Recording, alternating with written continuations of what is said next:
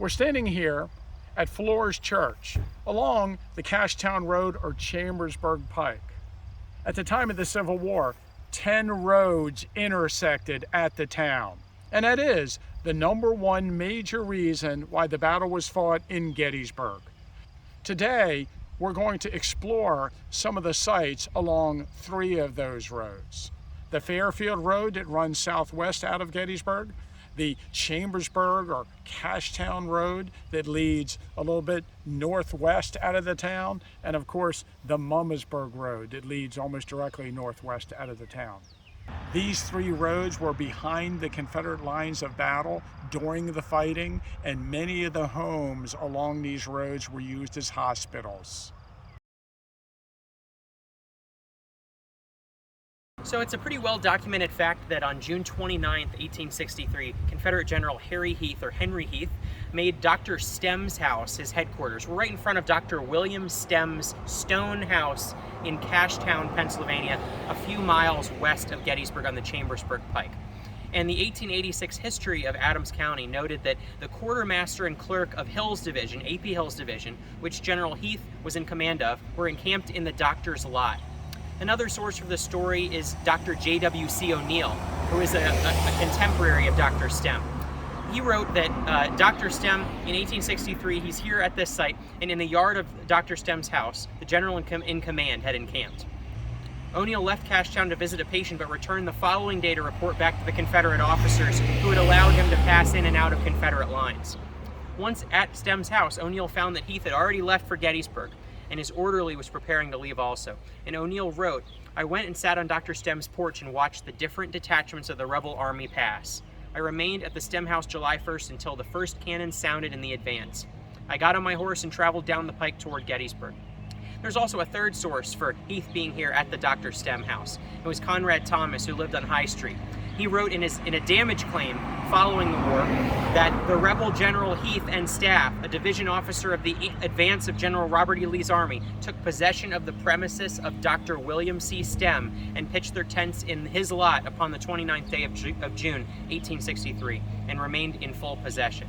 Stem's damage claim for the house also states that the home was used as a hospital for Confederate wounded. And Conrad Thomas's statement included that the Confederates were, quote, also in possession of the said Dr. William C. Stem's office, as they had their sick and wounded in it until the night of July 4th, when the army was in full retreat from Gettysburg. We also have a biography of Dr. Stem's son, James, who also became a physician. The biography includes the following passage. "It may be said that Dr. Stem took his first lessons in surgery when a mere boy. When the Confederate Army invaded Pennsylvania, General Lee had his headquarters during the forenoon of the first day's fight in Dr. Stem's father's lot, and his father's office was filled with wounded Confederates.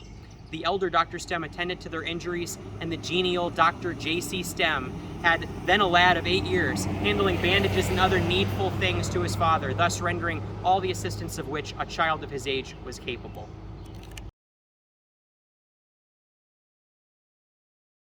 Situated at the base of the South Mountain Range and near the entrance of one of its major gaps, Fairfield and the road network surrounding it was destined to play a strategic role in the Gettysburg campaign. Although the mountains acted as a protective barrier, the roads that led through the gaps were vital to the movements of the troops in this area. Although nothing that occurred near this town can be compared to the bloodshed that occurred in and around Gettysburg during those horrible 3 days of battle, it can be stated that the town of Fairfield was the most heavily contested town in Adams County during the Gettysburg campaign. And if we use the Winchester, Virginia method of arithmetic, it could be said that the town of Fairfield changed hands 13 times during the American Civil War. On October 11th, 1862, General Jeb Stuart passed through Fairfield with 1,800 troopers, gathering horses, supplies, and provisions as part of his very successful Pennsylvania raid. During the Gettysburg campaign, there were about 8 recorded skirmishes near this south-central Pennsylvania town.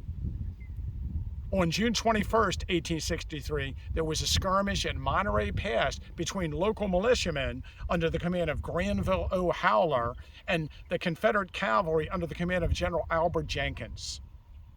On June 28th, there was a skirmish at Fountaindale between elements of the Potomac Home Brigade Cavalry scouting into the area from Frederick and a party of Confederate artillerymen who were scouring the area for horses. In the short engagement, a dozen rebels were captured, including a Confederate lieutenant. On June 29th, shots were exchanged along the Fairfield Road between scouts of General Copeland's Michigan Cavalry Brigade and scouts of the 42nd Mississippi Infantry of General Joseph Davis's brigade. On the morning of June 30th, there was skirmishing on the roads just west of Fairfield. General John Buford's Union Cavalry were advancing from Fountaindale and Monterey. On Jack's Mountain Road near Tom's Creek, the advance of the 8th Illinois Cavalry encountered Confederate skirmishers. And shots were fired along Iron Spring Road between the 6th New York Cavalry and rebel pickets. In both cases, the Union Cavalry retreated. Of course, on July 3rd, 1863, there was a battle along Carroll's Tract Road right here. In this engagement, the 6th United States Cavalry faced off against the 6th Virginia Cavalry, resulting in some 280 casualties. The Northern cavalrymen were pushed through the town itself, and there was fighting in the streets. Following the conflict, the town was filled with wounded soldiers. On July 4th and 5th, a portion of the Confederate Army retreated through Fairfield. And during the night of July 4th, July 5th, there was another engagement at Monterey Gap as Union cavalry under General Judson Kilpatrick coming up from Mummasburg hit a wagon train that was sent ahead of the retreating Confederate column.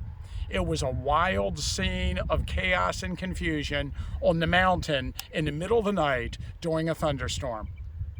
On the afternoon of July 5th, 1863, the 6th Army Corps under the command of General John Sedgwick pushed the rear of the Southern Army out of Gettysburg and along the Fairfield Road.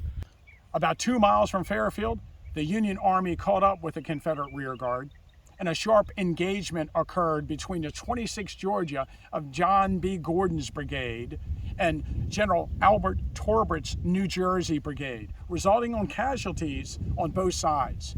A short time later, Union artillery was positioned on the hills overlooking the town and began to shell the retreating Confederate column through the town. On July 6th, there was another rearguard action along Iron Springs Road as General Junius Daniel's North Carolinians held the gap in the mountain range against the advance of General Thomas Neal's brigade from the Union 6th Army Corps. The fighting swirled around the Joseph Reed farm, resulting in several casualties. For years afterwards, 2 North Carolina soldiers were buried at the Reed farm alongside the Iron Springs Road, a reminder to the citizens of Fairfield of the struggle that took place around their quiet village during the months of June and July 1863. We're here at the Joseph Reed Farm along Iron Springs Road, just a little bit west of Fairfield at the entrance of the South Mountain Range. It was here on July 6th that there was a skirmish between some of the 6th Army Corps that was advancing and the rear guard of the Confederate Army and Junius Daniel's brigade.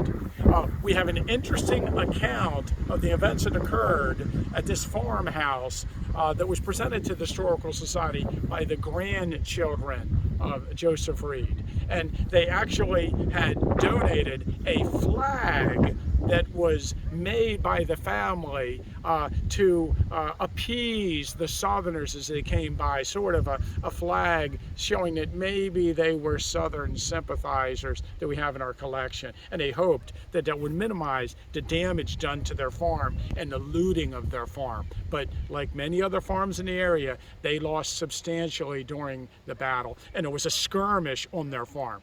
One interesting thing about the civilian account is they mention a Confederate general stopping and eating dinner at their house.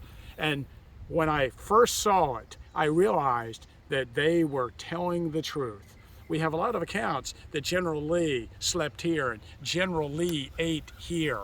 And they usually use a prominent figure during the battle, like General Lee. But in this account, they said that General Carnot Posey from Mississippi stopped and ate at their house. If you were making up someone to be in your house, it would not be Carnot Posey. We're about 6 miles from the town of Gettysburg, and we're in the Mummasburg Cemetery near the small town of Mummasburg, or as some people like to say, Mummasburg. But locally we say Mummasburg. This town is at the intersection of 2 historic roads, the 1747 Black's Gap Road and the 1769 Baltimore Shippensburg Road.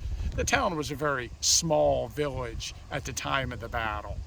But on June 26, 1863, this town saw the encampment of 3 Confederate brigades under the command of Juba Early. So here in the Mummasburg Town Cemetery is the grave of Henry Hershey. He lived just on the outskirts of the town of Mummasburg during the Civil War, and he died on June 24th, 1863. Of course, this was no ordinary June for the people of Adams County. There were Confederates under Jubal Early coming into the town of Mummasburg 2 days later on June 26th, and then at that very same moment, unfortunately for the family, the wake was taking place at the home for Henry Hershey. And so for some reason, as Jubal Early rode into the town, maybe the crowd caught his attention, but he walked over and actually came into the room of the Hershey house to discover the corpse of Mr. Hershey laying in the parlor and the grieving family all around.